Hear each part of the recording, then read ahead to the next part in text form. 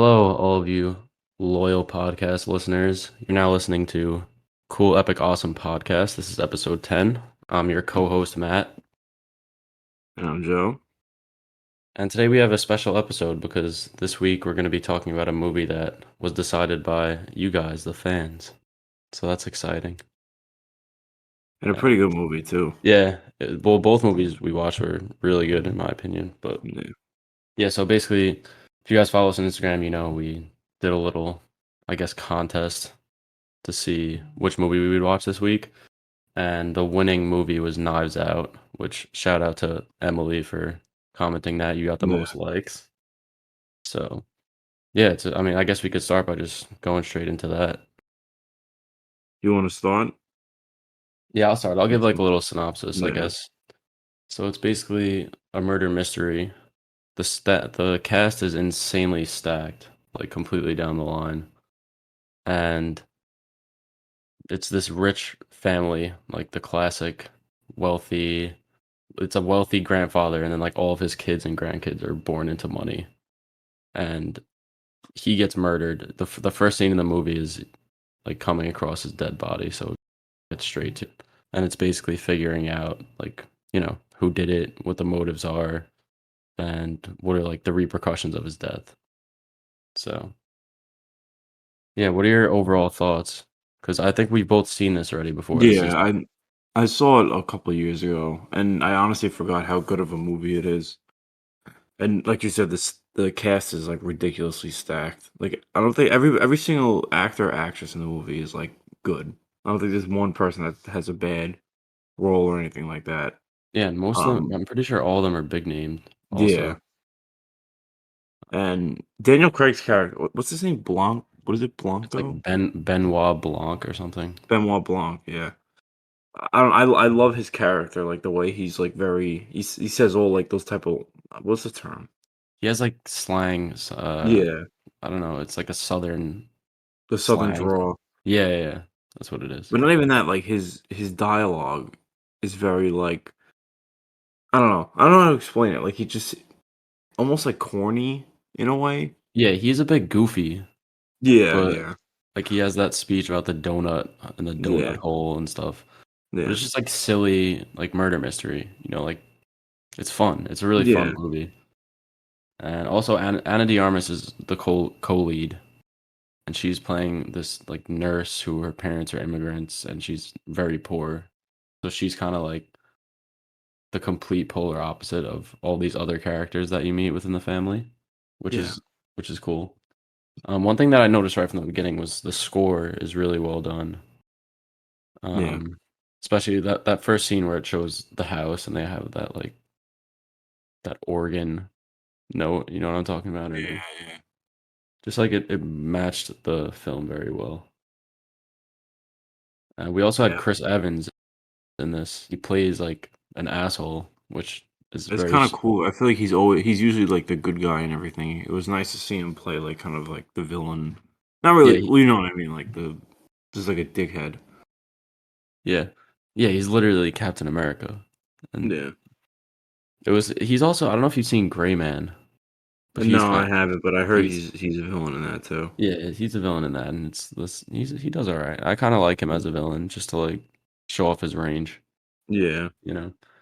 Also, Tony Collette's in this, Jamie Lee Curtis, who are known for like horror films, and they both play comedic roles. Yeah. Tony Collette's character was really funny to me in general because she's not even related to the family.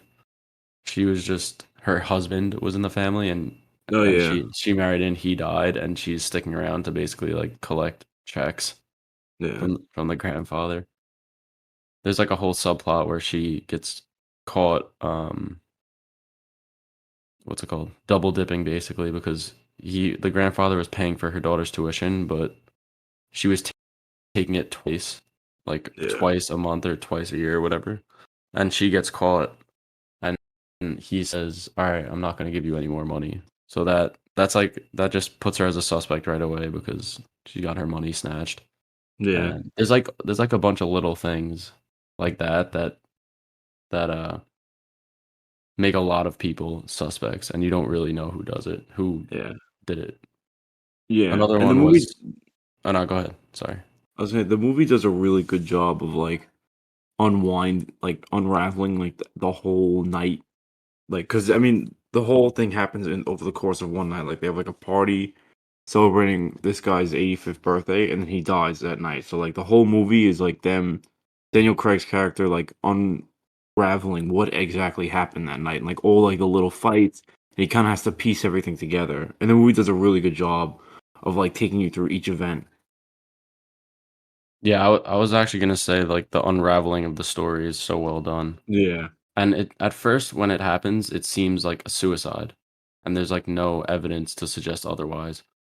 yeah. Because yeah, I guess to get into spoilers, he does actually slit his own throat, but the reason why is because Anna de Armas, who's the nurse, accidentally, like, gives him an insane amount of some drug. What was it? Do you remember? Morphine. Yeah, she gives him, like, 100 milligrams of morphine by accident Yeah, when it should be, like, 3. yeah, So, yeah, unless they did, the toxicology report or whatever, it looks like just like a suicide because he did yeah. slit his throat, but it was because he thought He was gonna that he was die gonna from die, the yeah. yeah.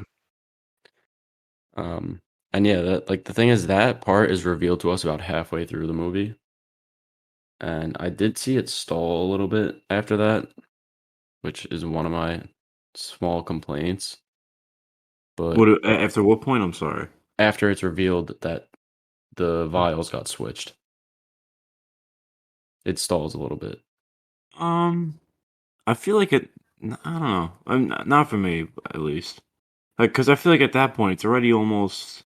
That's pretty much the end of the film. That's, like, halfway. No, when she finds out they switch it. No, no, I'm talking about when the audience finds out that she supposedly switched the vials by accident. That's, like, halfway through the movie. Oh, I thought you meant like when she finds out that she actually did do the right thing. Well, no, that's all the way at the end. And yeah, that's the other there's like a twist on a twist, Yeah, is that I thought you meant that. I'm sorry. no. So she switched the vials, but the contents of the vials also had already been switched by Chris Evans' character, and she just knew by feeling the weight of it or seeing, like, how viscous it was. Yeah, She did it correctly, like, just subconsciously without realizing. And I feel like her character, it was cool to me how there's a lot of points where, like, her doing the right thing and the good thing, like, helps her to be proven innocent. Like, yeah, she just knew she was a good nurse, so she just knew that, like, the difference between yeah. morphine and Like whatever she the just other drug was. yeah, And Ketorolac.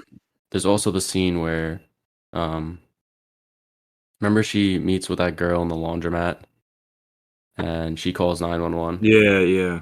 and if she wouldn't have sent her to the hospital and just let her die, like, she coulda just let her die She because didn't. yeah, then she wouldn't have been She, proven innocent, yeah. which was cool.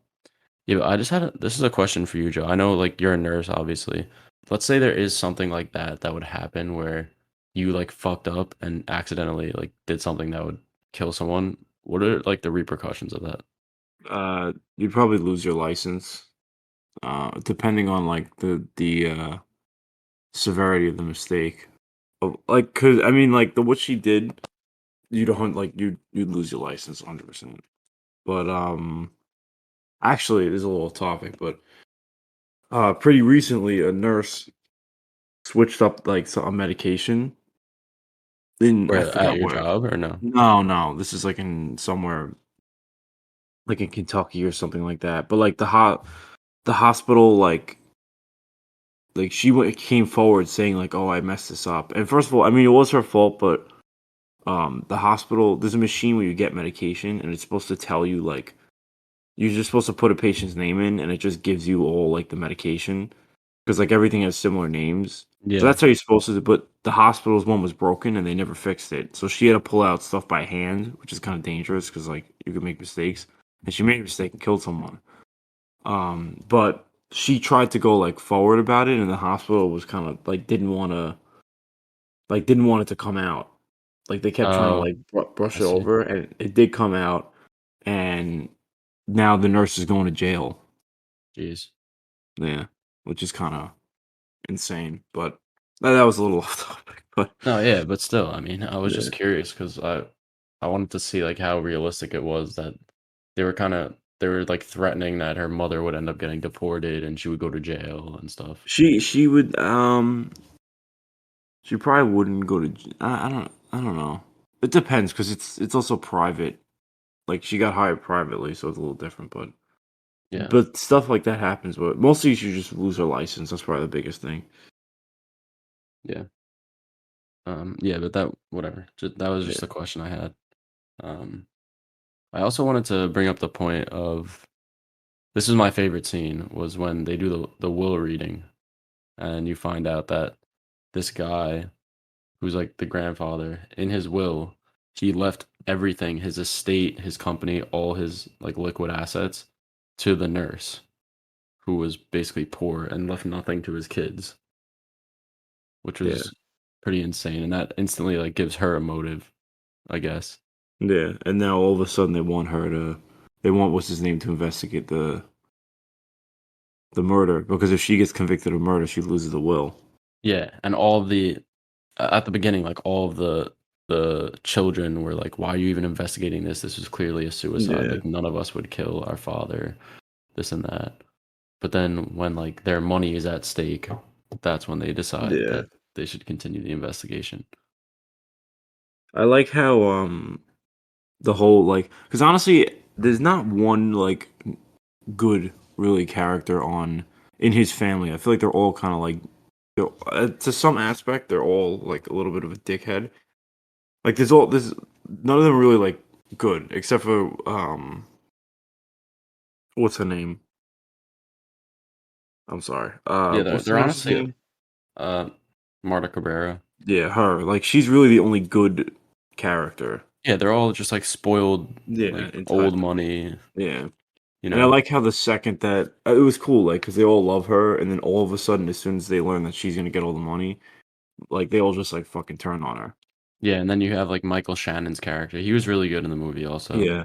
He goes to her crib and is like, "Oh, like we wouldn't want it to come out that your mom is here illegally, you know? So Yeah, just yeah. for your own protection, maybe you should like hand the money back to us and stuff." Just, like, very, like, passive aggressive, like Yeah. And also, you know, like the son character, I thought this was interesting. He is based off of like internet trolls that came after Ryan Johnson, after The Last Jedi. who, the, like, alt-right dude. Yeah, the son, like the little Yeah. kid, which was interesting commentary on like what happened, like the reaction to that movie. Yeah. It's crazy how, like, Ryan Johnson wrote this film, and, like, it's a masterpiece. And then he also was heavily involved in The Last Jedi. Like, it just I feel like there's such a disconnect in the Well, quality. it's because he had just had a free reign. He could do whatever Yeah. story he No, want. that's fair. I feel like he gets a lot of hate for no reason, honestly. I mean, I get it, not everyone's a big fan of, The Last Jedi, but, I mean, how can you watch Knives Out and say that he's not a good director? Yeah, no, it's not an argument, I would Yeah. say. But yeah, he actually, I think he still has a decent relationship with like Disney and Star Well, Wars I mean, because apparently, like, they still wanna do the trilogy because he has a trilogy, apparently. yeah, and that's like another thing. I don't know what's going on with Star Wars, but apparently they like are scared to Yep. make movies. Oh, I saw that, yeah. I did see that. Yeah, I had a question about what did you think of the fact that she puked every time she lied? Did you think that was like lazy writing or no? No. I mean, I thought, like, it didn't feel like it wasn't, like, overused. Like, it just was in like, kind of like a plot tool used to help move the story forward. Like, I didn't think it was like, "Oh, this is ridiculous," like, it's supposed to like, it's a murder mystery. They're supposed to be, like, corny shit like Yeah, that. I mean it was kind of random, and it's like it forces her to like have to tell the truth. So it was kind of like, how can we get this girl to like confess what she did? And that's like, all right, we'll just make her like like not physically be able to Yeah. lie. But also, I mean, it was used well, especially at the end where there's like the whole scene with Chris Evans, and she's talking Yeah. about how How like he's that girl's not dead. yeah, she was like, oh, she didn't die, and then he admits to killing her, and then she just pukes everywhere because she was Yeah. holding it in. That I feel like it was done really well in that part. Yeah. And then overall, I just think like the writing and how everything is intertwined with each other is just so genius. Like I was thinking of like the story and especially the part where what's the old guy's name?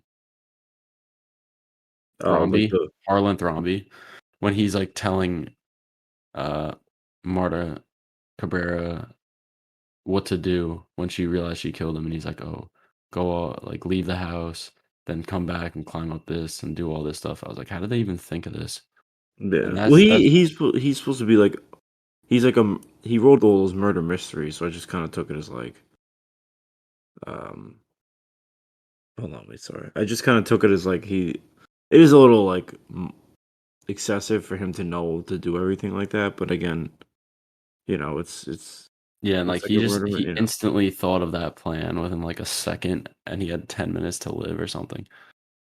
I Well, guess I took it as like like I mean, he really didn't have 10 minutes to live. I think more or less like this. They just said that, but like in reality, it probably was like a longer time period than that. But like she probably just wasn't thinking. It was just so like flustered about everything. yeah. I mean, that's how I took it at least. Yeah, I didn't think it like took anything away from the story or anything, but I just thought it was kind of funny. Yeah. Did you ever see Murder on the Orient Express or no? No. That movie came out 2 years before this, and the main character is kinda like a The worse mummy. version. Well, isn't that connected to like what's the one on the not? It's like only Death on the Nile. yeah. Isn't it like Yeah, connected to that? It's the same guy. yeah, it's basically just like what they're gonna do with Knives Out, where they're just gonna keep following Blanc and, like, his character in different mysteries. It's the same Yeah. thing with the Murder on the Orient Express. It's it's this guy, like, his name is Hercule Poirot or something, and he's just, like, an over exaggerated detective. Yeah. And it's like the same kind of thing, but for some reason, this movie just captured it so much better. Yeah. I I feel like those take it way too much, way too serious. Nah, it was he was being goofy, but I don't know. I don't know. What it only murdered the other one? Yeah, yeah. And Death on the Nile, I haven't seen, but they just announced the third one. It was like I forget what it's called, but it's something to do with like a ghost mystery or something. It's like a spooky thing, which could. I mean, I still like the series. Like it's fun, but compared to the Knives Out, and I'm sure the second one's gonna be like at least similar to as good as the first. Yeah.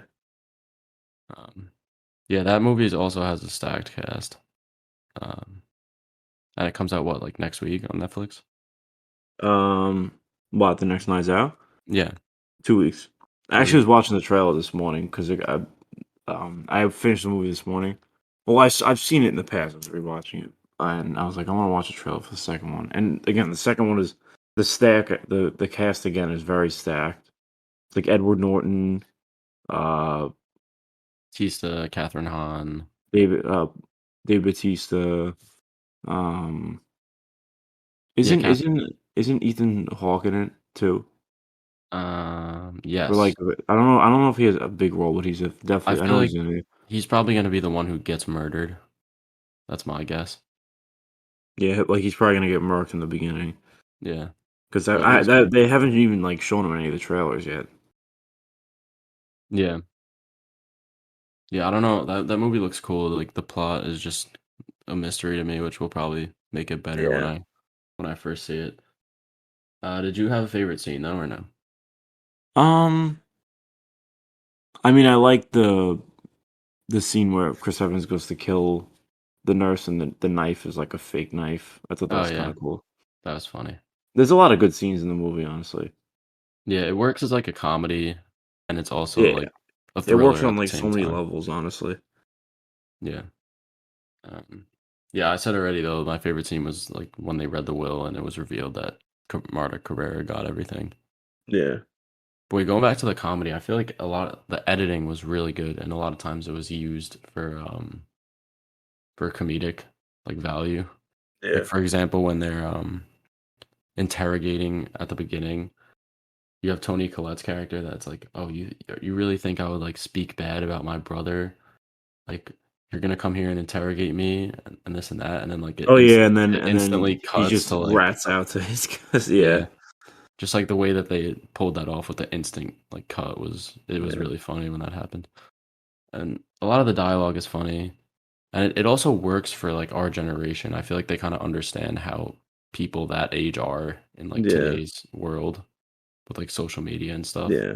Like, the kid is a little bit much with, like, always on his phone and stuff, but, you know. Yeah, but I feel like each character is like a represents a different part of like I don't say like society, but they all have like different personalities and different things wrong with them. Yeah, And you know, I like the grandmother who was supposed to be Harlan Thrombey's, like, mother, and I think they asked Toni Collette's character, like, "How old is she?" And we're like she was like, We have no idea." yeah, She's just, like, doesn't say anything, yeah, but somehow, I guess off screen, the detective is able to get information out of her, yeah. which was funny, but, yeah, I mean, favorite character, though, I would probably say, Ana de Armas as Marta Cabrera. I I just mean, really Go I'm ahead. sorry. No, I just really liked how she, like, was so different than the rest of the cast. Well, besides, like, the detectives, in terms of the family, she was the only one that actually, like, wasn't privileged and knew what it was to, like, Yeah, work hard and didn't think stuff should be handed to her. Yet she ends up getting, like, all of this shit handed to her, because which she just because all because she tries to do the right thing, yeah, which is crazy. yeah. So, what about you? Um, Probably Dan. What is it? Blanc. I always forget it is or say how to say his name. Like a Ben Blanco. Ben Benoit Blanc. Yeah, Blanc. Benoit Blanco. Whatever. Blanc. The Blanc. I'm sorry. But yeah, I liked his character the best. I love his dialogue. I like how he's like cheesy and corny. And Yeah, it's cool, not to cut you off, but Daniel Craig, who's literally James Bond, and yeah, then he this comes is. in I and mean, plays this I think goofy. this is. I haven't seen any of the James Bond stuff, but like, this is the best thing I've seen him in. Yeah, he's good. I've seen this other movie he's in called, like, Logan Lucky, and he plays, like, kind of a comedic character in I that feel like too. he doesn't really do a lot of like. I feel like he's mostly in action stuff. I've never seen him do stuff like this. But Yeah, honestly I liked him in this. yeah, no, he was really good. But yeah, he's, like, a close second for me for favorite character. Honestly, I loved, like, so many of the Yeah, characters. all the like even Chris Evans' character was really good. Yeah, Jamie Lee Curtis' character is good, Toni Yeah, Collette's good. all of them were good. Trying to think. Yeah, even Michael Shannon's character was done well. Like, the whole like, just a cast of really great actors playing good characters that you actually care about, Yeah, and, you wanna see, like, who murdered their own father or whatever, but I'm pretty sure there's already a Knives Out 3 that's gonna come out. Like it's I don't know if it's announced, but yeah, no, it is. They announced after the success of this, they announced that Netflix bought the rights for 2 and 3 for, like, some ridiculous amount of money. oh yeah, Do you think they bought it for $450 million yeah, that's for the rights ridiculous. to 2 and 3. Now, I don't know excuse me, I don't know if they're also paying to, like, make it along with the rights. Not sure how that Oh, works. producing it? I don't know. I honestly have no idea. I Because if think that's the so. case, that's, like, a crazy investment. I think they are. No, 450 for everything. I'm assuming like to produce to like get the rights to. Yeah, I'm not sure because, like, you saw with, um, Amazon's Lord of the Rings series, they paid what, like, 400 million just for the rights, and then they Yeah. also, like, threw in another, On like, top of that, it was 500 like mil. yeah. So, Um. Yeah, because actually the budget's actually crazy cheap for. I mean, isn't it's it I not. think it's 40 million? Yeah, 40 million. But honestly, if you think about it, it's not. It's not like they need like huge like VFX and like set pieces. Like Yeah, I think they spend all their money on the cast. yeah, I was gonna say most of the budget went straight to the cast. Yeah. And I feel like that's a good risk to take because if you know you have good actors that could, like, put Yeah. on good performances, even if your story's not that great, it'll still be. like at least an I'm enjoyable experience. I'm sure the story's gonna be like I think it'll be great because in my opinion, like I don't think all these people would have signed on to do it because even in the first one, the whole cast, like everybody's good. Yeah. I don't think they all would have signed on to do it unless they knew it was gonna be, unless they knew it was good. Yeah, and I like this idea of it being of a series of movies kind of being more anthology-like, Yeah, I was gonna say because where when it's they like you announced, have this one central piece, and then there's all different complete new cast, new setting yeah, for each movie, so it'll I stay was gonna fresh. I was gonna say too when they first announced Knives Out too, I was kind of like I wonder like what it's actually gonna be about. Like it's gonna be about like uh, her with the money and like them trying to go after her again or something. But I like that they're doing anthology and it's just a completely new cast of characters. Yeah, I mean, I wouldn't mind if they brought her back, but I don't really know how it Oh could no, not at serve the all. story. But yeah, like I feel like it wouldn't make sense. Like what story could they really tell Yeah. unless she got murdered and then like something Ye about that? But that's a little different. yeah. I just wanted before we wrap up, though, I just wanted to add a little detail that I noticed at the end, which was, like, a great way to end the movie. The last shot where she's on the balcony and, like, Oh, with the cup. and the cup says, like, "My house, my rules." Yeah, yeah, It's just, like, a nice touch because it is her house now, and, like, the whole family that lived there was, like, walking out and just staring up at yeah, her. And I feel like her sipping that coffee is kinda, like, a really, like, famous image within, like, film culture in our generation, at least, yeah, nowadays. So, yeah. I guess to rate it, I gave it 4.5 stars, so 9 out of 10. It's really hard to find anything wrong with this, honestly. My yeah, only complaints was just a little bit with the pacing, as like when at the middle point where we find out what happened to him, it slowed down a little bit for me, and I was bored like a little bit, but it quickly picks up again after that, so it's not really that yeah. much more of a nitpick, but yeah. I also give it 4.5 stars. Like there, it's really hard to find stuff bad with this movie. Like there's so much good about it, and it works on so many different levels. Like it works as a comedy, it works as like a murder mystery film. Like it's just a really good movie. And again, like there wasn't a lot I could say that's bad about it, so I also give it 4.5. Alright, awesome. I guess we can move on to and yeah, thank you again, Emily, for suggesting that one. Yeah, yeah, Maybe in the future, we'll do some more, fan suggestions, yeah, but yeah, so we can move on to some movie news. I think we have a decent amount of stuff to talk about. yeah. I guess the biggest thing With that the happened DC, is DC announced their Kevin Feige, who's gonna be, like, the overseer of their new studio, which is DC Studios, and it's James Gunn and Peter Safran. So, I know I feel like you're way more into DC than I am, at least the yeah, films. So, what are yeah. your thoughts on this? I mean, I love James Gunn, and I mean, he's if I had to pick up like this when he first got hired, like everyone there was amongst like the DC community, people were like, oh, like maybe he'll be like our like Kevin Feige figure eventually. And then they asked him, and he said like he doesn't want to do that. So I was like, oh, that'll never happen. I was honestly really surprised when they announced it because when they asked him originally, like it made it seem like he didn't want anything to do with it. So they must have offered him a fucking bag for him to do it. And Yeah, they've been paying like ridiculous money. I'm a little bit confused with the choice, I can't lie, just because of how, like, niche his style is. It's not like No, it's not. Suicide Squad and Peacemaker, they're good. I mean, I haven't fully seen Peacemaker, but Suicide Squad was really or The Suicide Squad, I should say, is Yeah. really good. No, But Peacemaker was very good too. it's It's the not best. It's the best like universally DC show.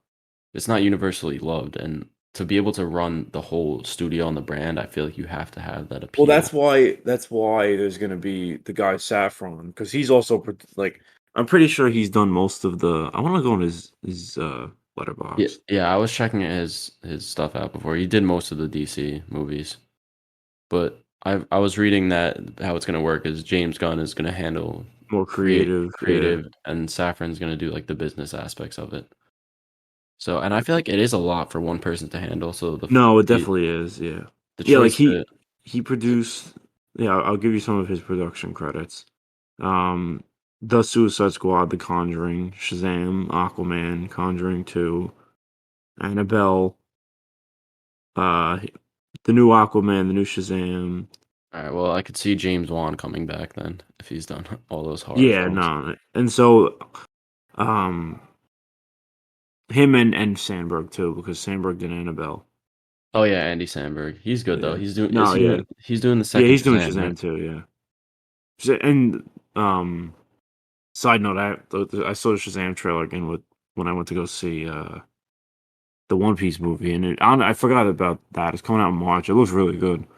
I just like I just forgot that they were releasing it with all like the fucking craziness going on with DC. But anyway, I Yeah.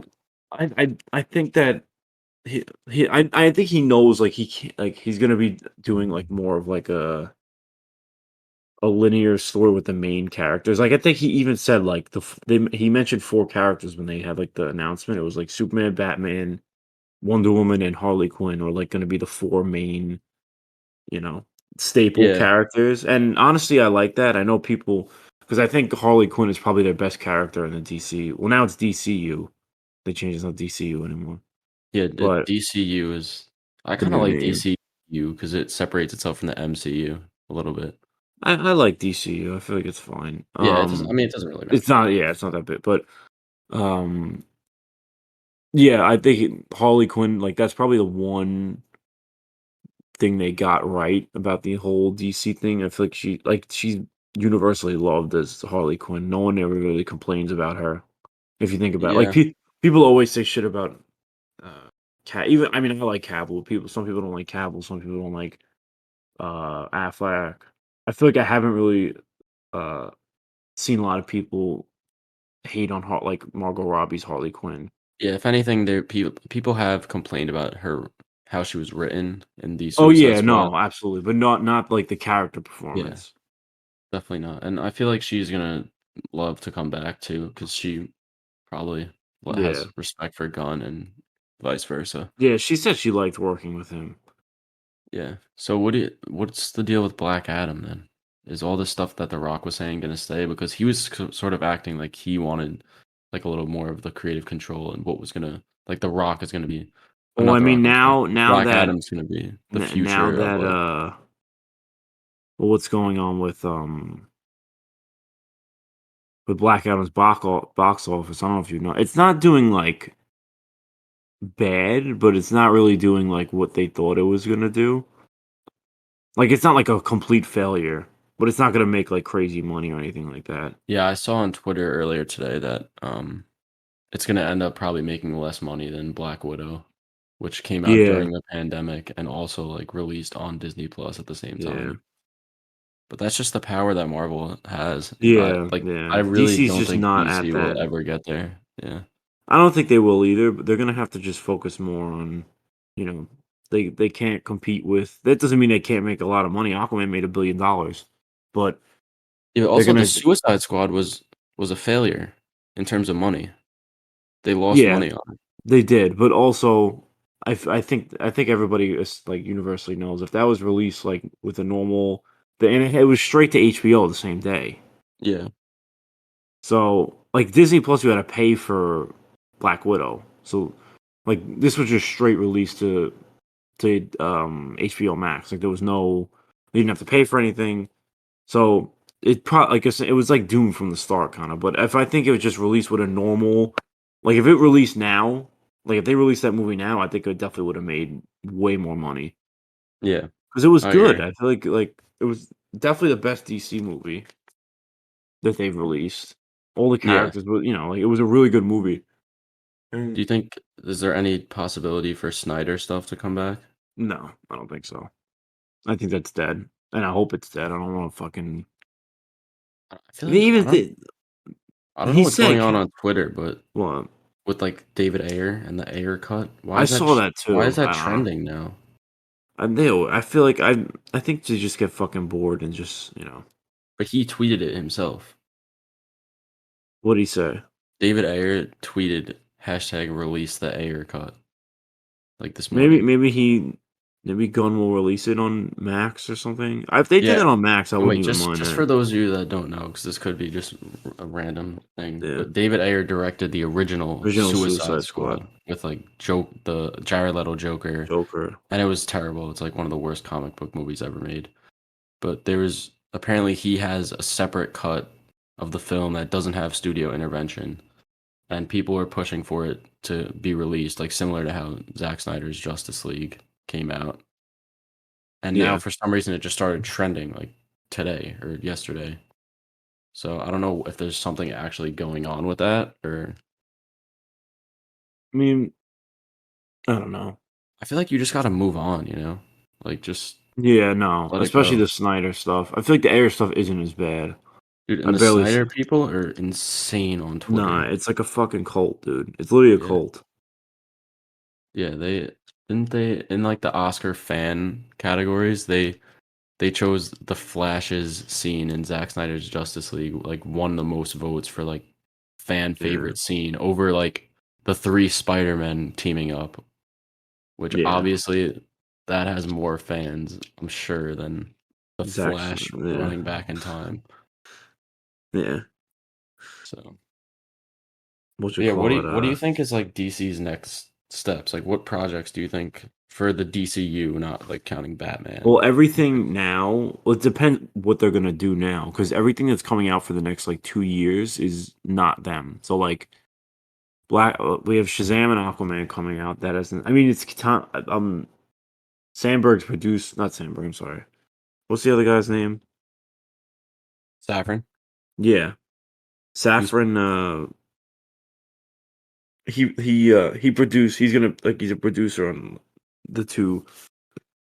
Sorry, the Aquaman and the Shazam film, but it's those two. It's gonna be Blue Beetle, and then after that, like that's like when they have creative. Like that's gonna be their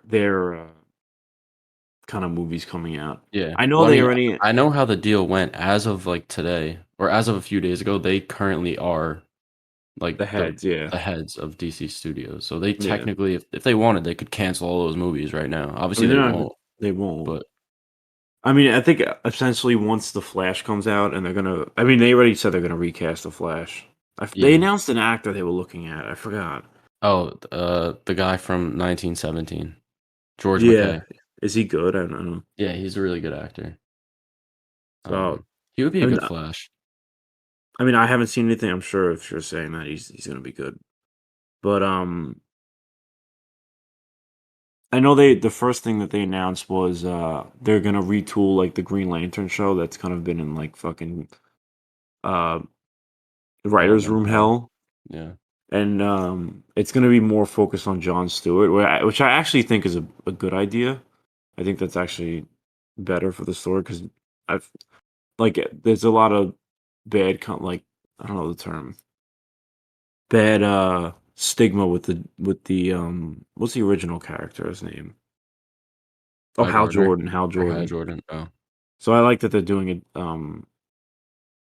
wait, why? Because Uh, are you saying it's bad stigma because of the Green Lantern Ryan Reynolds movie that but came out? yeah, because of the movie. Yeah, yeah. So that's why I think they kind of wanted to move. It's better to do because there's a lot of good Green Lantern characters they could use besides Hal Jordan. Yeah. And I forgot his name again. I'm sorry. The one they're doing How? it about now. Oh, John Stewart.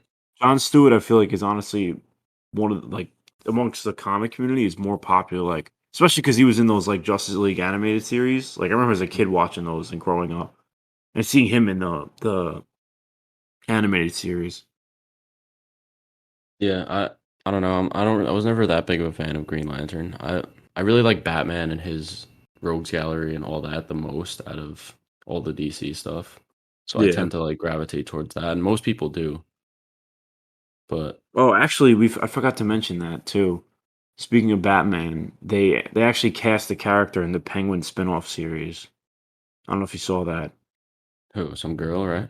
They cast uh Carmine Falcone's like daughter. So she's Oh, gonna be okay. like the co-lead. And basically it's like her and Penguin like fighting for control.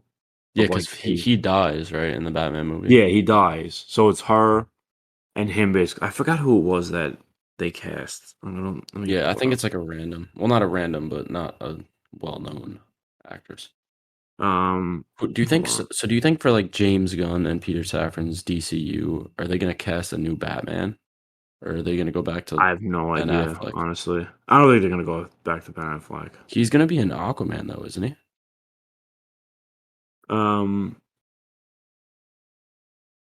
I think so, but I think it's only because the only reason why is because the Flash is coming out after Aquaman, and originally the Flash was supposed to come out first. So like the post credit scene is not gonna make sense. Well, what do you think about? I don't see them keeping Michael Keaton, who's like 70 at this I point. don't know. Honestly, Just my hope is that they do like a Batman Beyond kind of thing, and that'll just be the. I don't know. Well, it depends what happens with the Flash, like because they could just do the Flash and like it's just like they could take out the parts that they don't want to keep, and because they just basically that's like a soft reset of the universe. So like if they don't want to keep whoever, they could just take them out and be like, oh, in this new universe is this person. You know what I mean? yeah, So Batman, I just feel like is the most likely character to get like replaced, besides obviously the Flash is, but because like I don't think like they're not gonna recast Wonder Woman, they're not gonna recast Aquaman, Shazam. Like they just announced Cavill back as Superman. So I mean, yeah, that's the only one where like they're not really sure who's gonna play the character.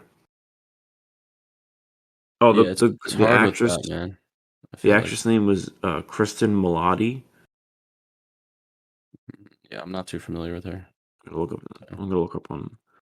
But yeah, honestly, I'm not really looking forward to much of the DCU stuff. I'm more focused on these Batman spin-offs that they're going to be doing, like the Arkham Yeah. Asylum. Also, I think that Arkham Asylum series got a director or a showrunner. Oh yeah, it did.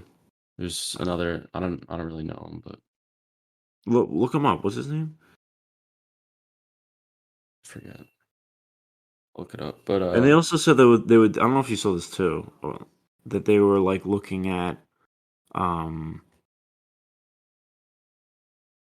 Oh my god, I just lost my train of thought. Oh, they were. There's like three characters they were looking at for like more Batman spin-offs. It was like Scarecrow, Clayface, and uh, what's the like the pig murderer guy? oh, Professor Pig. Professor Pig. Yeah. Yeah, that's what I'm saying. Like with the Batman, they could do like their own MCU with just the Batman. No, I think they're gonna. I think they're gonna like that stuff. They're just gonna let be. Like they're not. I don't think he's Yeah, gonna intervene with any of that. Like just let it be its own thing. It's fine like that. It's like it's working. So just and you know. I feel like because of that, they're not gonna be so eager to introduce another Batman into the main DC timeline. I feel like they might have another Bat family member in that spot. They should. I would have been fine if it was Batgirl there. Yeah, But I'm they ended kind of up tight that canceling it. it's not being released. Well, they said to like Leslie Grace, like, oh, like we'll work with you in the future, but I feel like she wouldn't want to. No, because why would she? She put in like fucking like probably like I don't know about years, but a pretty decent long time training for that movie. You know, obviously being in the movie and just for it to get basically pulled under her feet. Yeah, I don't know. I just like I can't see James Gunn's DC like as the entire universe. But I think I saw that he's gonna focus on like directors having creative freedom for their own projects. He And he said he's still gonna direct stuff too. He said, yeah, I mean, it's probably gonna he says that, but I'm sure it's gonna be a lot harder than he thinks to oversee everything and also like direct something like I directly. mean, but that's why there's two people running it. I Yeah, feel that's like. that's true. Um, yeah, I mean the directors they have now are good. I like James Wan. I like Sandberg. Do you know like the story of Andy Samberg or not Andy Samberg? What's Yeah, his he name? was a movie. He was like he came from YouTube. Dude, I'm saying Andy Samberg. Is that his name? No, it's like isn't it like Hold on. I'm fucking talking. I'm saying the guy from I know who Scene you're talking about. Scene from Saturday Night Live, bro. No, I know, but I know who you're talking about. David F. Sandberg. Yes. Yeah, my apologies for that, No, but, I know he was from YouTube. He made, like, the he was it made he Blackout or basically Lights Out or he something? made a YouTube short called Lights Out, which is a 3-minute long short, and then it blew up online, and Warner Bros. Reached out to him, we're like, "Yo, we wanna make this concept into a movie. Do you wanna come and direct it?" And he was just a random, like, YouTube guy, and he was like, "Sure." So he just came and just, like, directed a full movie. Um, How is that movie? I've never seen it. it's alright, I watched it, it's just like one of those stupid classic horror movies. Forgettable, but just fun. There's the YouTube short good? I haven't seen it, but it's only 3 minutes. I mean, I'm assuming if it's him to get a whole movie from it. Yeah, and then they gave him Shazam, which is like a huge comic book property, and it turned Yeah. out pretty well. And he did Annabelle too, Yeah, um, which people let me see. Did he do Annabelle or the second? Oh, he did he do the second Annabelle or just the first one? um, Because I'm on his thing and it looks like it's only the first one. I think he did the first one. Yeah, that story is just really cool to me, just to, like, show how anyone can make it, I guess. Yeah, And he's very much, like, not he doesn't, like, put himself on a pedestal, like, he's on Twitter, he acts like a normal person, like, he yeah. interacts with there's I feel actually like this he communicates a lot with the fans too. Yeah, yeah. I listened to this other podcast that he was a guest on, and he kinda explained, like, how he got the role, and, like, how Warner Brothers reached out to him, and it's, like, a really cool story, but, Do yeah, I you mean, think I don't Shazam is his best movie? what's better than Lights Out? I'm not, like, the biggest fan of Shazam just as a character. Really? I kind of liked it a lot. He Like the just idea feels of like like a kid. he feels like goofy Superman. I'd rather just have But Superman. I mean, that's basically the whole point. Is he's a kid. That's like the whole Yeah. character. No, I know, I'm just saying I don't necessarily enjoy Oh, it, I'll enjoy. Oh, that's okay, all. that's fair. I'm not saying, like, his characters shouldn't be like that. Yeah. He should be, but, um, yeah. I don't know, Yeah. is there any I don't know what else is happening at DC if you wanted to Um, mention anything else. nothing off the top of my head. Um, I mean, I the other thing that not about DC, but just in terms of movie news, was the One Piece movie being number one in the U.S. box office, at least for Friday. I don't know if it's gonna hold for the weekend. Yeah, I think Black Adam is again number 1 this weekend, Yeah, but, yeah, do you wanna talk about that movie? Because I didn't see it, and I know you saw it with Joe, who was featured on this podcast once before. You yeah, guys had, like, really differing opinions, right? yeah. So we both are huge One Piece fans. Um, I love the movie honestly, and I kind of want to see it again. Um, but the whole thing about my cousin didn't like it as much.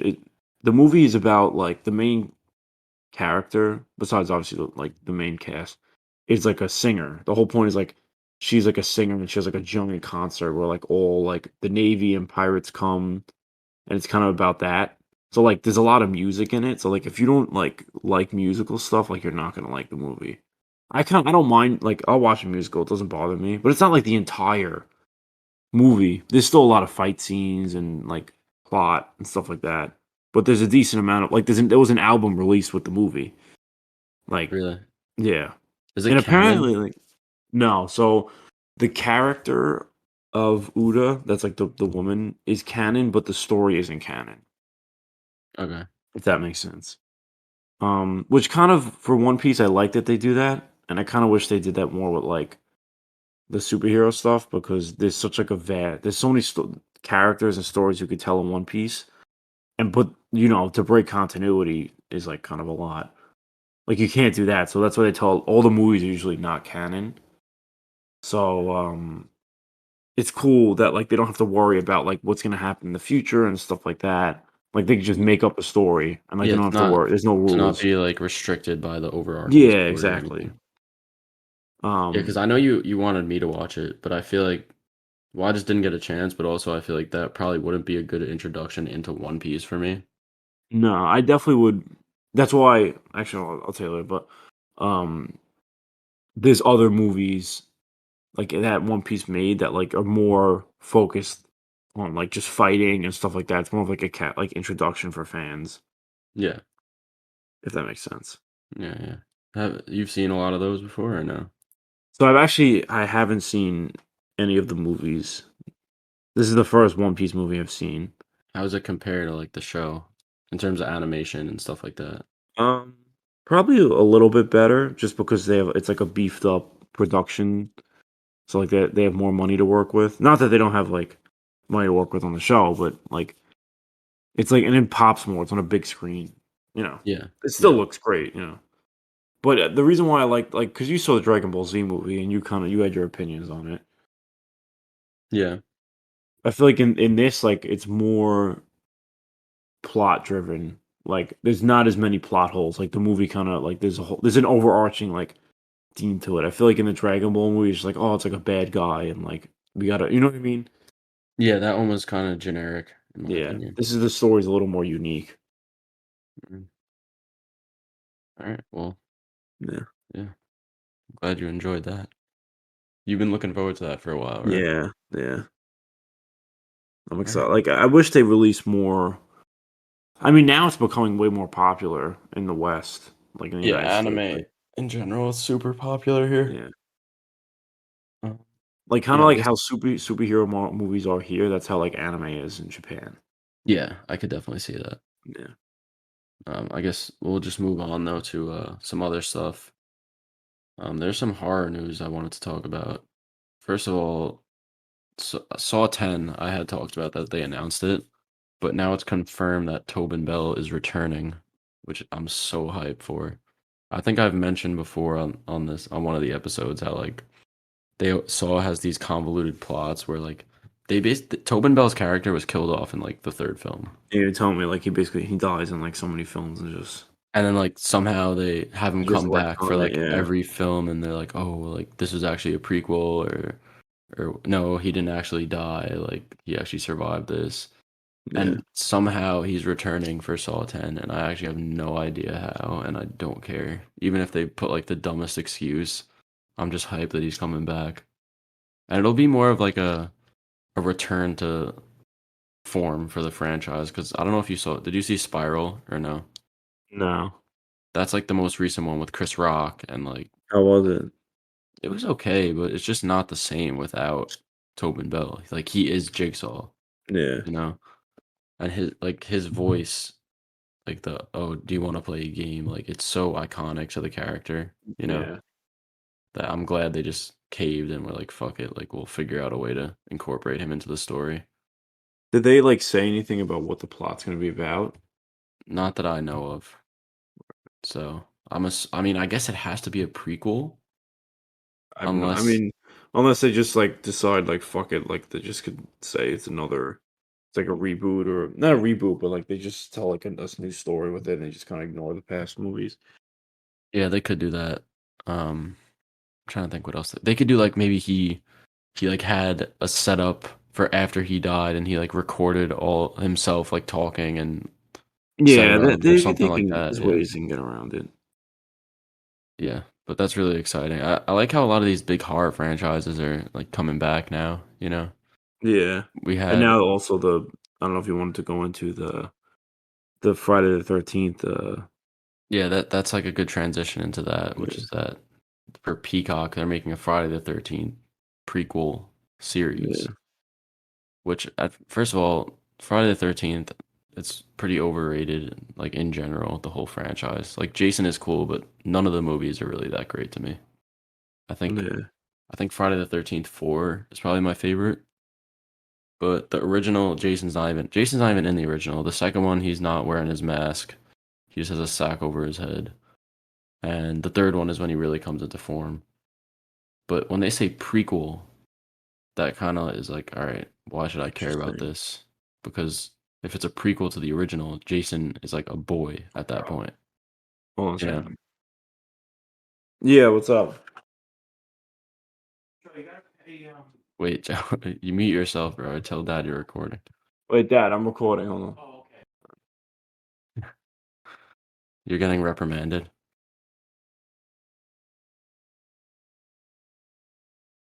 You muted yourself, buddy? Okay. Well, yeah, anyways, I'll talk about Wait, the am I on mute now? yeah, now you are. Alright, okay. But yeah, what's it called? So yeah, they're saying it's gonna be a prequel, but the first movie, he's just a boy. So are they just gonna do Friday the 13th name but not have Jason?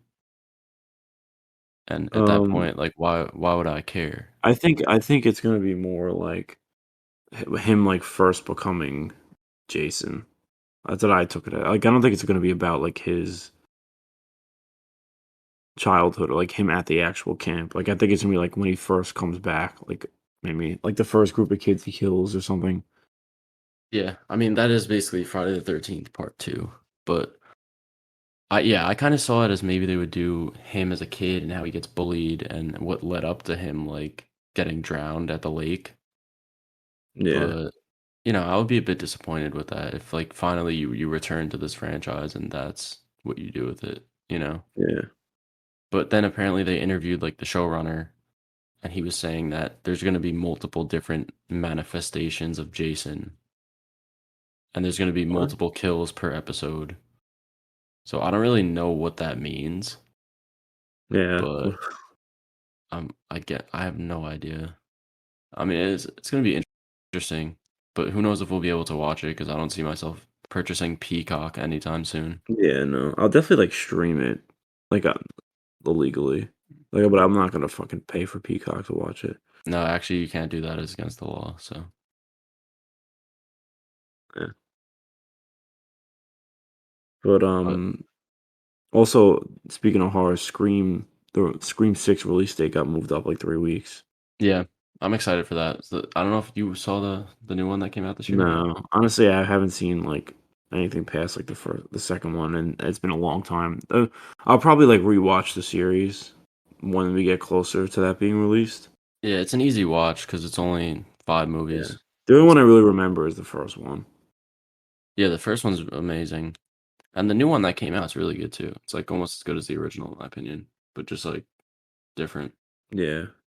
Um, Yeah, but like I was saying before, we have all these big franchises coming back. And I've like personally been trying to fully watch like every single major horror franchise movie. Um I finished Nightmare on Elm Street. I just finished Halloween like last week. I watched Halloween Resurrection, which is like the most recent one before the remakes.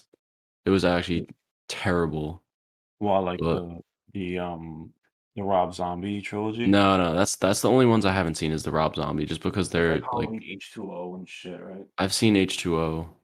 Why is it what does it even stand for, H2O? It's like 20 years later. Are Well, you who I was it think that you was, like, did you move good? back from your mic or no? It's a little bit low. Yeah, yeah, I'm back Oh, now. okay. Alright. What were you gonna say?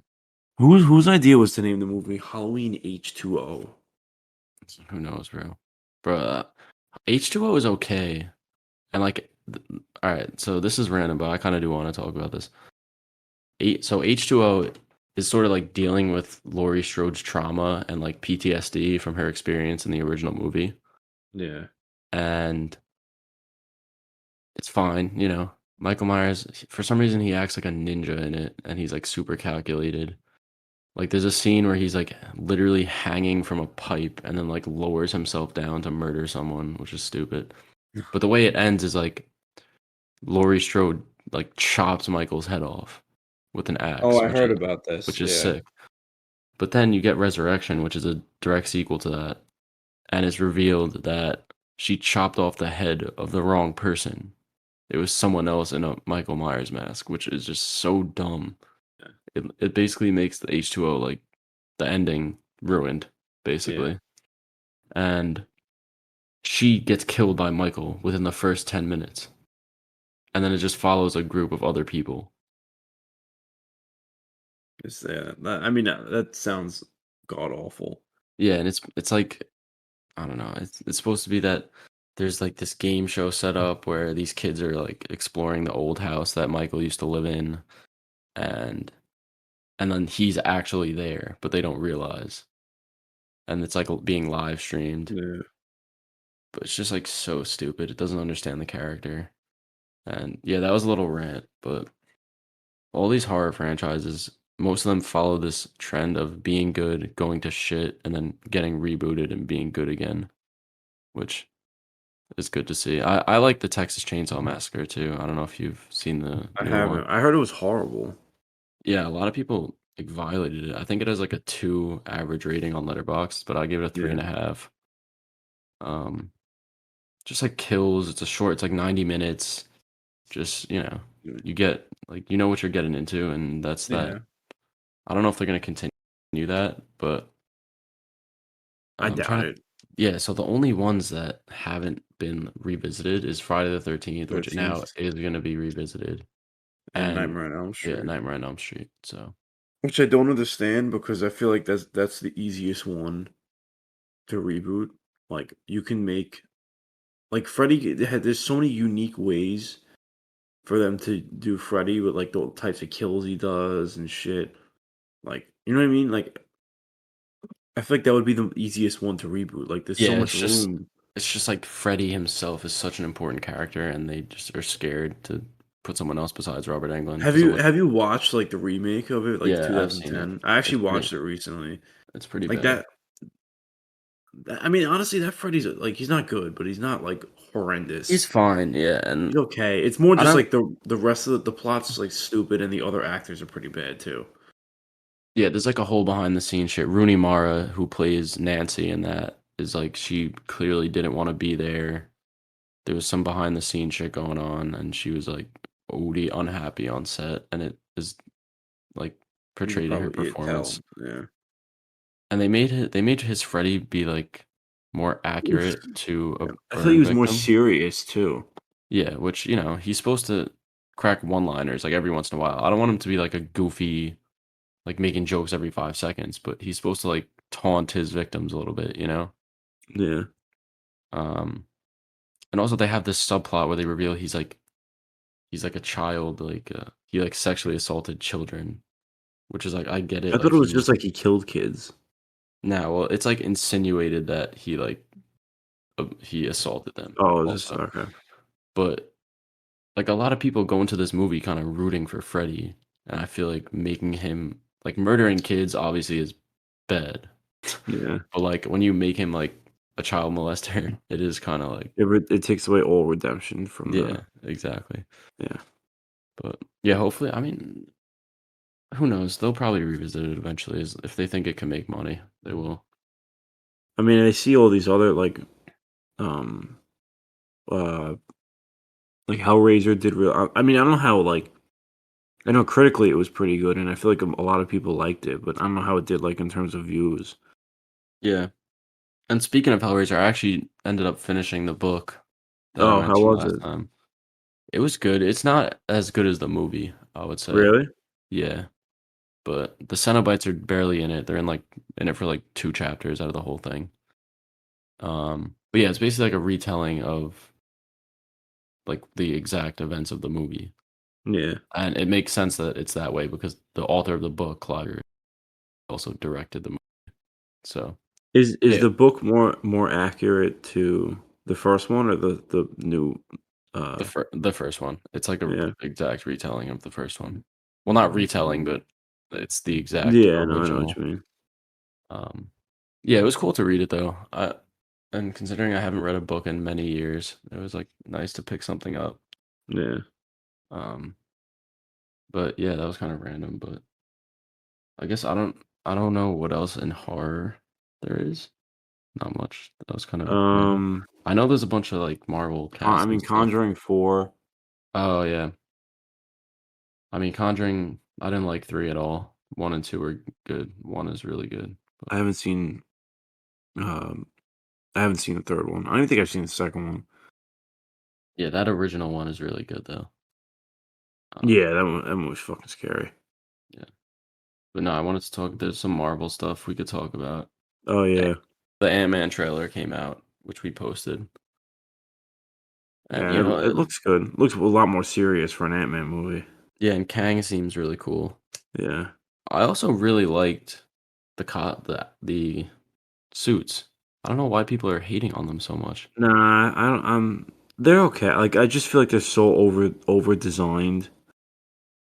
Yeah, I mean, I don't know, maybe Ant-Man's. I like the Wasp suit a lot. It's more, like, Yeah, bright I like the yellow. comic accurate, yeah. Yeah. I did you see appa I don't know if you saw, but apparently, Ant-Man's gonna get, like, a black suit, like, it's like the reverse colors, like, it's more black with the red lining instead of red with black lining. I don't know, where'd you see that? Uh, well, it's not like, one of those, like, scoop people on Twitter posted about it.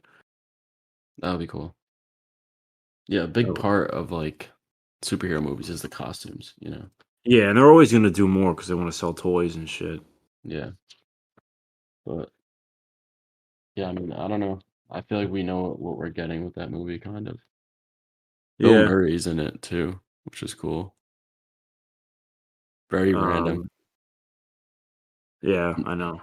No It's actor alright. is safe from the MCU. Apparently, he's, like, gonna be, um, someone like what's it, Michelle Pfeiffer? What is Yeah, yeah. like, it's gonna be, like, somebody she was, like, used to mess around with in the quantum realm or something like that. Yeah, I could see that. And then, also, what you call it too, MODOK is in it. I mean, they don't Yeah, show him in the trailer. we didn't see him in the trailer, but yeah, there's also I don't know. I mean, I don't really have much to say about that trailer, but it looks like pretty much how I expected it to. Yeah. There's also a lot of stuff about the Agatha WandaVision spinoff show Oh, that was yeah, that revealed. they cast a bunch of people in. Aubrey Plaza is gonna be the villain. Yeah. Oh, I she's the love her. villain? Yeah, she's probably best known as her role in Parks and Rec. Parks and Rec. She's not actually, no, she's not in Brooklyn Nine-Nine. She's in the Yeah. Chucky reboot. Oh, really? I didn't know that. Yeah, she plays like the babysitter or whatever, the Apparently, main she girl. plays a villain, she plays of the villain in, like, a Le in Legion at one and but I've never Oh, seen really? Legion. Yeah, she was, like, a villain in Legion, apparently. Yeah, she's the co-lead in a movie with Elizabeth Olsen called Ingrid Goes West, which I've seen. It's pretty good. So maybe Elizabeth Olsen will be Yeah, more inclined to maybe like join the show to work with her again. yeah. Or it could be vice versa. Maybe knew that Elizabeth Olsen was going to be in the show, so that's why she decided to join it. Um, yeah, but I feel like she's not gonna be in the show. I don't know. I feel like how can you have a show about like Agatha? Like who cares? You gotta have some sort of selling point. Honestly, I liked Agatha as a character. Like, I don't need Wanda to be in it. Yeah, I guess maybe what could happen is like when the Darkhold gets destroyed, She she's gets released. she's released. Yeah, But but I'm I guess wondering what the villain's gonna be, because like, she's gotta be it's gotta be, like, some type of fucking, like, I don't know. knowing Marvel, it's probably just gonna be another witch, but evil. No, it's definitely gonna be, like, another magic type of character. I just don't know, like, what it's gonna be. My hope for this is that they end the series setting up Agatha maybe getting arrested and then joining the Thunderbolts as like an actual superpowered person. I feel like it's just, like They can have a magic user on the team then. I just don't see, like, the series going that way. I feel like it's gonna be, like, a lot of fucking, like it's gonna be very simple. It's not gonna have a big p like, a massive overhauling plot. It's gonna be, like, pretty self-contained. Yeah, no, it still could be. But then Like, maybe in the last I episode, don't know. like the I mean, ops will maybe. arrest her and then like Val shows up and is like, "Oh, would you want I to actually do saw this?" something interesting about, um, like, Val. Apparently, like, at some point, like, not maybe not in a movie, but, like, it's gonna be an overarching plot through the MCU, like, the US is gonna go to war with Wakanda or some shit like that, and, like, Maybe. apparently that has something to do with Thunderbolts. Maybe that'll be like the aftermath of Black Panther, Yeah. which comes out next well, this Friday actually. Yeah, it comes out this Right. Friday. All right. So yeah, we'll be Yeah, the talking next about 3 that. weeks we got this, then we have The Menu next week, and then Knives Out is the week after that. Jeez. All right, well, so the next episode we'll do the menu, Black Panther, and whatever you suggest later. Yeah. Um, but yeah, talking about WandaVision prequels. I mean, WandaVision spinoffs, excuse me. They also announced a show focused on Vision Oh, yeah, Vision Quest. called Vision Quest, which is going to explore like him coming back to terms with his human side. Yeah, Because at the end of Wanda, it's gonna be the White Vision from WandaVision. yeah. Side note, I actually fucking really like the White Vision design. I think it Yeah, looks sick. yeah, it looks really cool. Maybe they'll give him his colors back, but Yeah. um, I mean, what I'm like, sure, whatever. I don't like this. Isn't I don't know. yeah. Like Now that if now, they would have, I feel like this show. Like if they told me they weren't gonna do this, like I'd be like, okay. Like I don't really like it. yeah, I'm sure it'll be good, but yeah, and now that we like know that Vision's definitely coming back, I see it as a more likely that he's gonna appear in Armor Wars, yeah, especially because the which movie is now. yeah. Now it's a movie, so they can do his CGI if they want to, Yeah, and it'll just make sense if they're like searching for stolen like suits of suits. armor Yeah, of like Iron Man tech. It would make sense that a giant like vibranium man off on his own is probably something that they're gonna want to like yeah. investigate. Um, but I'm yeah, I'm also besides that, we knew that there was gonna be a Wonder Man series, and they just cast the lead. Oh It yeah. was Yahya Abdul Mateen. He's Yeah. from DC. He played Black Manta. He also played I forgot the character, but in The Watchmen, the joint I mean Dr. Manhattan, he played Dr. Manhattan in the Watchmen TV show. Oh, that's cool. Um, Yeah, he's a great actor, so I'm happy Yeah. with that casting. I know it's like a race swap, but I feel like Yeah, no it's one's like really no enough of a motherfucking Wonder Man fan to like random, yeah. care. Yeah, it's not like essential to the like you could have cast any ethnicity for this actor. No one would Yeah, care. yeah. Wonder Man's basically just an actor in In Hollywood trying Hollywood, yeah. trying to like get jobs, and he ends up getting powers. And they said that their Marvel's top choice to play his manager is Bob Odenkirk, aka Saul, Yeah. which would be Which I actually fire. really like. I Yeah, think that's Bob a good Odenkirk is is great. So. yeah. And also another thing, Wonder Man plays a love interest to Wanda in the comics.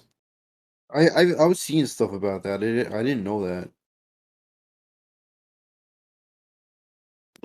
So yeah, maybe sorry, my mic was just muted, but maybe she could move on from Vision. Yeah, Get a I little saw love stuff that like triangle going. they don't think like they're gonna be like a thing anymore in the MCU. Like she's What? kind of moved on from Vision. Yeah, because I guess it's just gonna remind her of her kids Yeah, that don't exist. yeah, Um, pretty much. but yeah, I'm trying to see if there's anything else we could discuss, but I feel like that's That's really pretty it. much it. Yeah. So, all right, I guess we can move on to the next movie, which I'm very excited to talk about. It's one that I suggested last week. It's one of my favorite movies. It's called Eternal Sunshine of the Spotless Mind, released in 2004, directed by Michael Gondry, and it stars Jim Carrey, Kate Winslet. So the premise of the film is basically there's this world where in their reality you can go get a procedure done that can completely erase someone from your mind. So for example, if you go through a breakup and you can't deal with like being reminded of this person or having to think about them, you could go to this basically doctor's office and they'll go into your brain and find every single memory that you have of this person and completely delete them. So that Yeah. that way there's no trauma. You just don't even know or remember them or know that you were with them. So it just basically follows this guy named Joel Barish, who's played by Jim Carrey, and it goes through the repercussions of him getting this procedure done to get over an ex.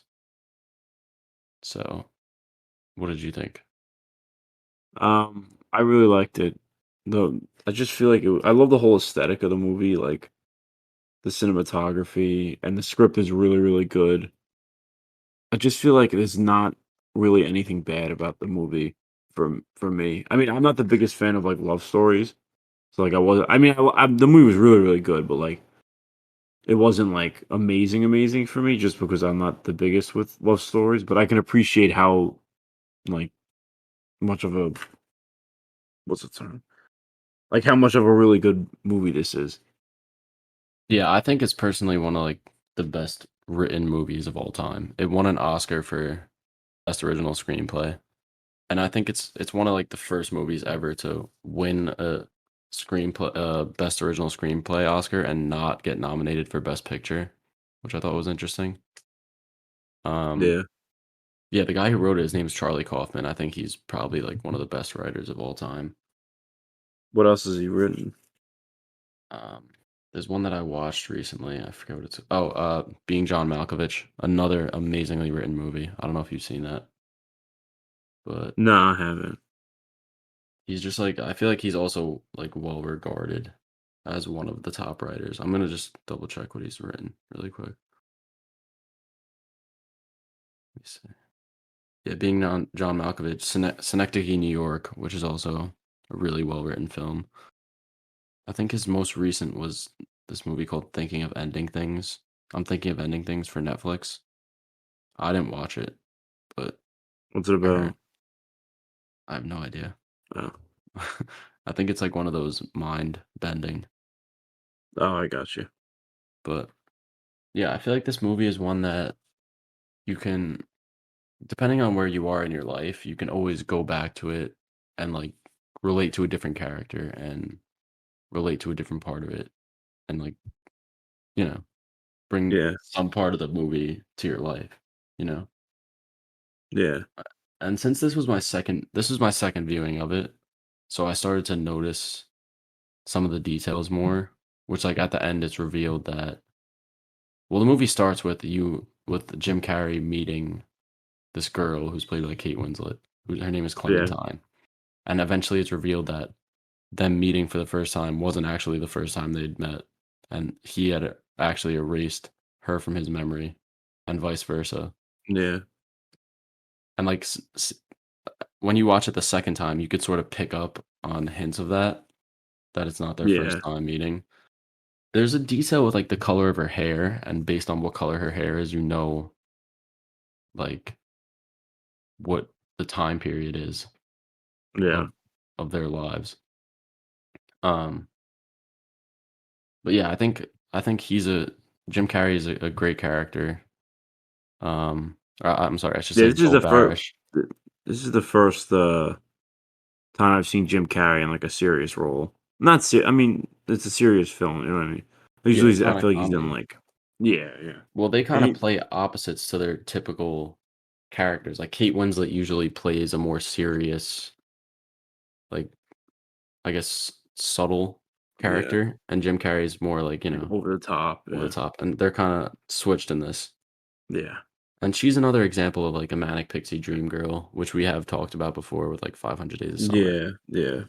where it's They're like, basically, like, the same character, kind of, yeah, they're very essentially. similar. Yeah, Like he's the shy guy, and she's like the exact perfect dream of a shy guy, where yeah, she just does all the stuff for him. She invites him to the house, and like she leads him on and stuff, which yeah. is why he like falls in love with her. Um, What else is she in, Kate Titanic Winslet? mainly. That's like her most famous. Oh, she was in Flushed Away. You Oh remember yeah, I that should movie? or Flushed Away. That's actually her most famous.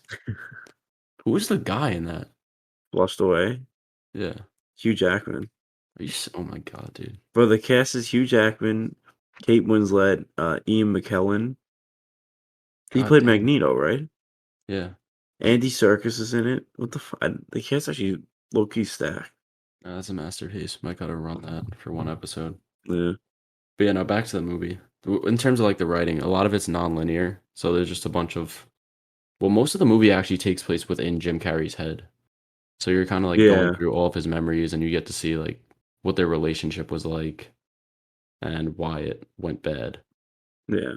But I like, the idea of, like, him hiding her in his memories. I thought that was, like, a cool little, um,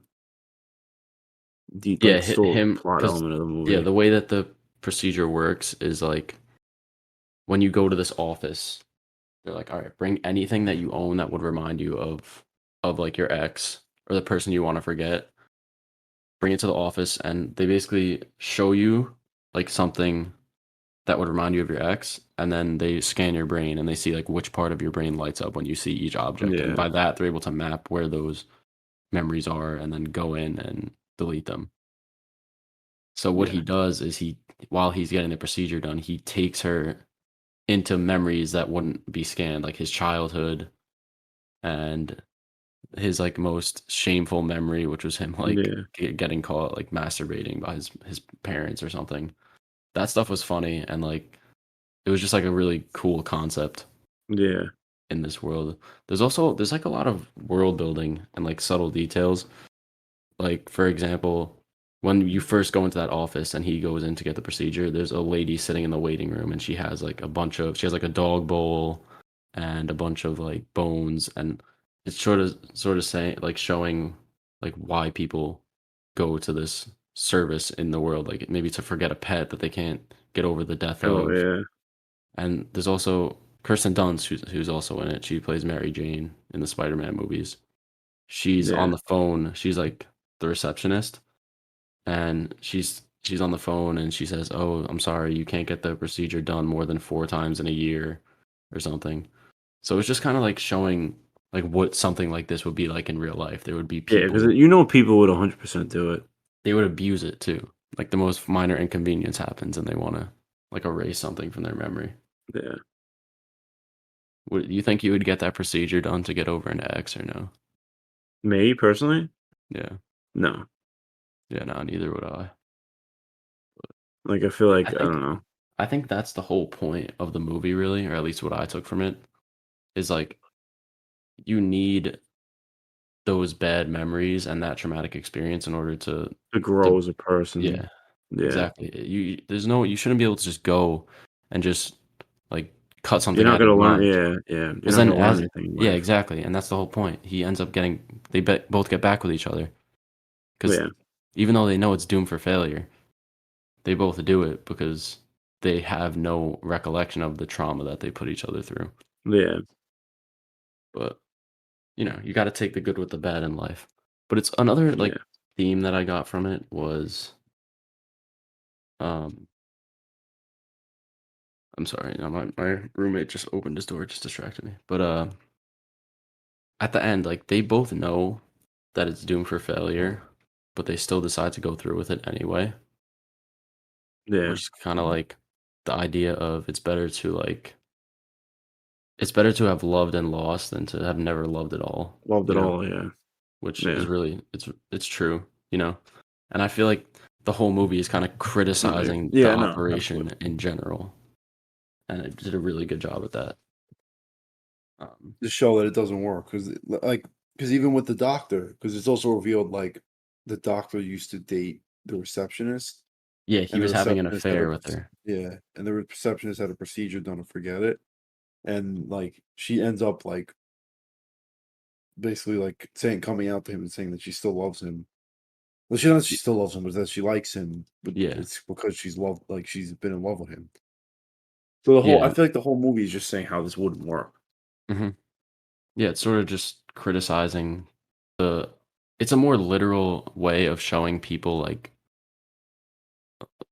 putting their drama and, like, burying it within the or I'm sorry, Yeah. trauma, burying their trauma, Yeah. but this is, like, in a literal sense of, like, Yeah. literally forgetting it, you know? And, it kind of shows people that you're gonna have to, like, heal on your own, and it's gonna hurt, but, you know, you're gonna come out a better person. Yeah, and I Yeah. was talking about it with my friends because we watched it together, and they're like, just the we don't think this procedure could even if it did exist in real life, it would probably just be, like, outlawed or something, because Um, what do you I think? don't know. I don't think it would be outlawed. I don't know, I just feel like it would just lead to a downfall in society in general, where I people mean, I don't know, people could abuse it. hmm, Another thing we were talking about is kinda random, but, like, if this ex what if, like, let's say you this is, like, random, but we were just, like, thinking about shit like this. Let's say you commit a crime and then erase it from your memory. So technically, like, is it fair to, like, punish you for it? Because you have no recollection of doing it. I mean, technically, yeah, but that's what you get because you're still the same person, Yeah, if that I makes guess that's sense. true. I think there's, like, a Black Mirror episode that goes into something like that, but Yeah. I also wanted to talk about like the visual storytelling. Like I said with the hair, that was one um Yeah. example of it. But also the scene where they're laying on the lake. There's like a huge crack next to them. Mhm. It's sort of like symbolizing their Them, fragmented yeah. relationship because this is them laying there was after they had both got the procedure and met Yeah. again. So I thought like stuff like that was cool. Yeah. There's also like a lot of small subplots that are explored. Like we talked about the one with Kirsten Dunst and the affair with the main doctor. There's also the subplot of the dude who works there and he basically abuses the system by like Oh, yeah, because he's, like, hooking up with, yeah, he um basically he when he performs the procedure on Kate Winslet's character, Clementine, he he takes uses all the all parts of, like, their relationship that she liked in yeah, his relationship with her. he, like, goes into all the stuff that Jim Carrey gave that reminded him of her, and there was, like, love letters and shit in there Yeah. and, like, gifts, and he steals it and, like, uses that stuff to be able to win her over, which is, like, another example of how, like, something like this happening in the real world wouldn't be a good idea because you Yeah. can have shit like this happening. Yeah. So I just thought, like, those little things added in were cool. Um, hold on, let me see. I had a couple other things written down I wanted to talk about. Um, yeah, I already talked about how most of it takes place in his head, and a lot of those scenes in his head were done with practical effects. Obviously, not like the car flying from the ceiling. I mean, Yeah. flying from the sky or the people that had like distorted faces. But like the Yeah. scene where he's Jim Carrey's like in his kid self and he's tiny. That was all forced perspective shots. Really? So yeah, How do they actually do that? it's like the same thing with Lord of the Rings where they made like the actors look tiny. It's Oh, just like based on how they position objects and position the camera. and, like, angling and stuff? Yeah, Interesting. that stuff's really cool. Yeah.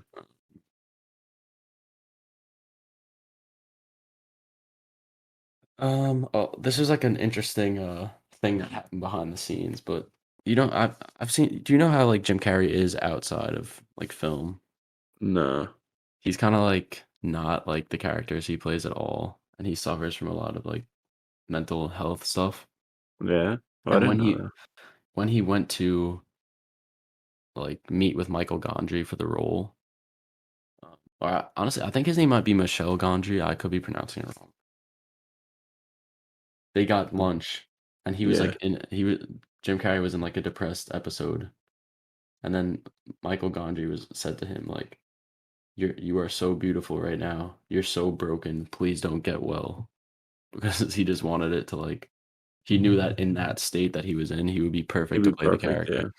But I just thought that was funny because it kind of shows how like What did Jim Carrey say I don't back? know. I mean, he took the role, so he Yeah. couldn't have been that tight. How come Yeah, he doesn't do stuff like these type of roles anymore? I feel like he doesn't work anymore as much. He just He's does he just Sonic, that's it. yeah, I can't think of really anything else. Um, Also, this is kind of random. Nicolas Cage got offered the role. Honestly, I could see him playing that role too. I feel like maybe yeah, I could, I because could see it. he was also in another Charlie Kaufman movie called Adaptation. I've never seen it, but yeah, he's making a resurgence now. I'm looking at his, like, all his credits, Jim Carrey, he was in, like, another serious thing in 2016 called Dark Crimes. Yeah, I heard that's terrible, but I'll check it out one day. Yeah, Let because me Jim see. Carrey he's up there. He's like my second favorite actor of all time, and this movie is probably like one of the biggest reasons. Let me see. What else? What is 20 the number 23? I don't know. I heard that one's bad too. Joel Most Schumacher made it. But yeah, Uh, we're kind of getting off topic a little yeah, bit. sorry, I'm, like, looking at his letterbox. But, yeah, we could move on. What was your favorite scene in the movie? My favorite scene is um sort of in in like the last memory that they share together, where he's realizing like, wait, I don't want to erase you. Well, one of the Right. good. All right, look, I'll just say my favorite scene, but I want to talk about another scene too. It's like when they're on the beach house and it's all like kind of crumbling, and it's like telling this. It's like the memory of the first time they met, and they basically like go into some random person's house on the beach, and she goes up the stairs, and and he's like, "Yo, we shouldn't be here," like this and that. And in reality, like he left while she went upstairs because he just felt like uncomfortable about the whole thing. Yeah. But then in the memory, he like says to her, he's like, She stays. I wish I would have I stayed. left, and then she's like, "What if you stayed this time?" And like he starts walking back in the house, and then everything's like crumbling around them, Yeah. and they kind of like hold hands, and she whispers in his ear like, "Go to meet me at Montauk." And then that's why for some reason that thing that she told him in his memories made it through past this procedure, and he randomly got on a train to Montauk where they meet again, which is the beginning of the film, Yeah. which just really good writing. And Yeah. that scene's just, it's emotional. I'm not one to Yeah. like cry during movies for some reason, but I'll be getting choked up a bit. I can't lie. Oh yeah, it's a fucking. I mean, I didn't cry, but it is a super emotional scene. And yeah, another good one I liked was when they were kind of under the covers, and this is like while the procedure is getting done. He's like, "Please, can you just like keep this one memory, like just this one?" Yeah, It's like that's it. sad, It's sad. Yeah. But yeah, what did you have a favorite character? I mean, scene. I'm sorry. Um, trying to think off the top of my head. Honestly, probably like when he goes to the library and like to see her and like she doesn't even like acknowledge him and you just see like all like the hurt in his eyes. Yeah, That was really good acting. yeah, that was a good one. And Yeah. also the dude, like Yeah, the random fucking dude. Wait, what is Elijah that guy? Wood. Was that? I used to watch a show that he was in. This is random, but it's like with a talking dog. Who? Elijah Wood? Yeah, it's actually really good though. I forgot what it's called. Dog with a blog. No, no, he's like it was on FX. It's like he watches like Oh, his oh, neighbor's oh. dog, but like for some reason like the dog can talk to him. Wilfred. Yes, yes, that was it. Is that show any good? Or no? Yeah, it was sick. I haven't seen it in man long, but it is really good. Yeah, he's from Lord of the Rings, also.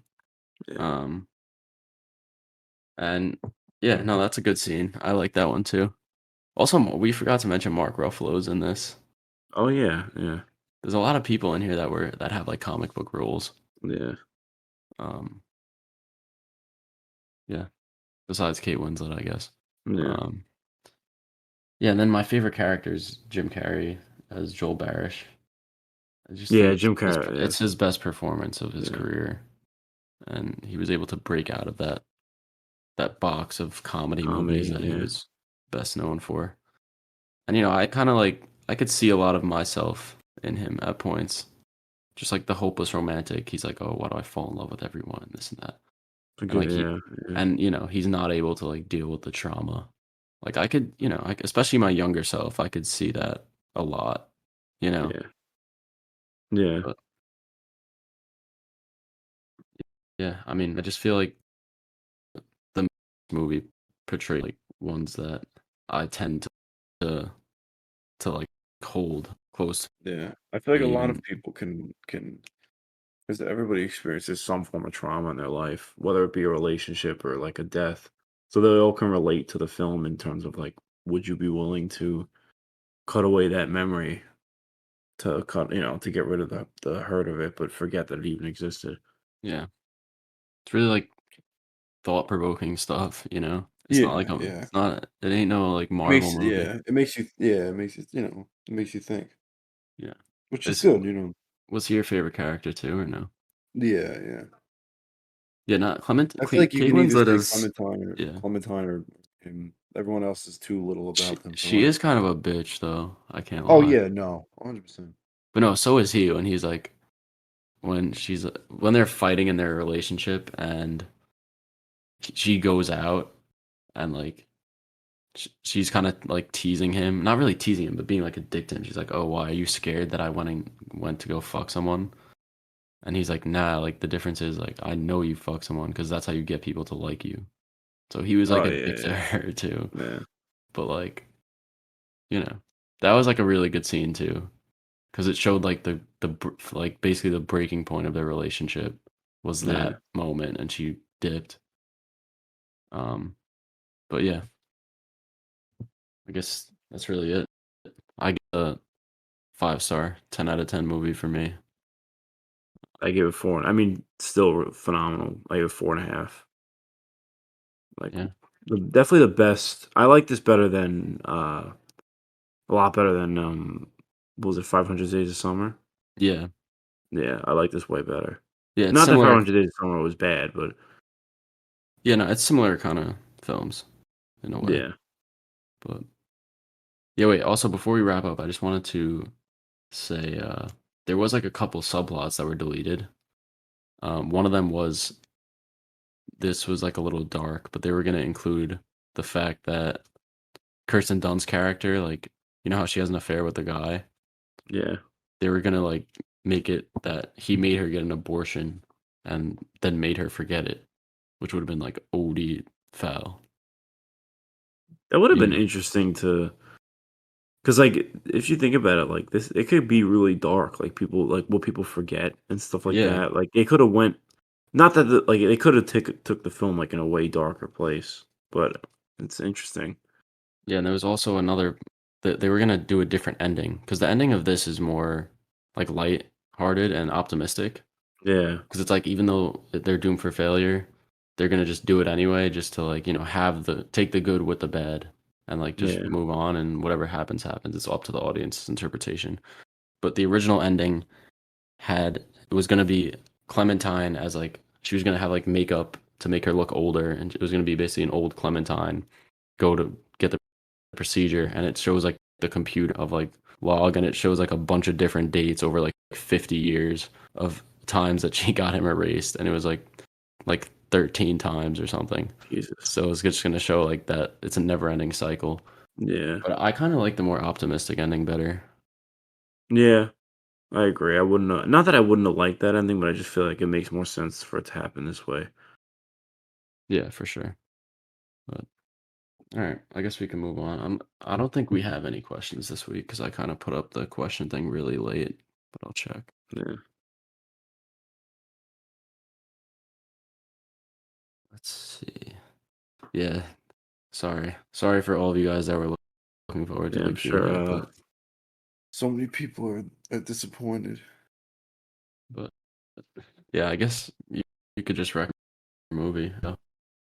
Yeah. So hold on 1 second. I just want to make sure I'm saying the name right.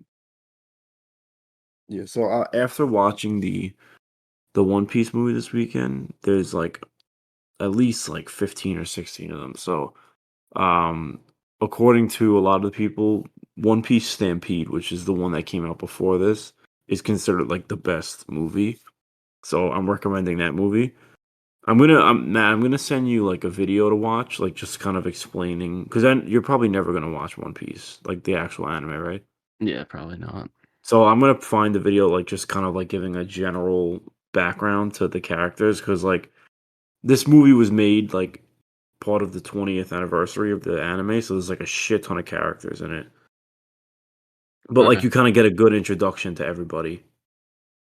And I don't know like specifics of the plot, but I know that um in the series there's these things called log poses, which basically like it's kind of like a compass and it shows you where to go somewhere. And basically at some point during the film there's a log pose to like the One Piece, and it's just kind of about that. All right. Yeah, seems Like a interesting. direct, because like the whole plot of the anime is like them trying to find it. So like the movie is like they have a direct like route to it. And at some point that's involved in the movie. I'm not sure 100% sure like the whole plot, but this is considered the best one. All right. Yeah. That'll Yeah. be something new for me. So I'm excited Yeah. to be able to what's the word? Expose Watch. myself to that. So Yeah. yeah. All right. Well, that wraps up episode 10, which I'm surprised we made it this. Well, not Yeah. surprised, but it's crazy how we made it this far. Yeah, I'm surprised we had 100, not 100, 1,000 listens, honestly. Yeah, I know, but I guess people love us. What can we For say? some reason, yeah. So, all right, thanks for listening. If you're still here, we'll be back episode 11 about One Piece, Stampede, Black Black Panther Panther, the menu. and in the menu, yeah. All right, thanks for listening, guys. See you guys.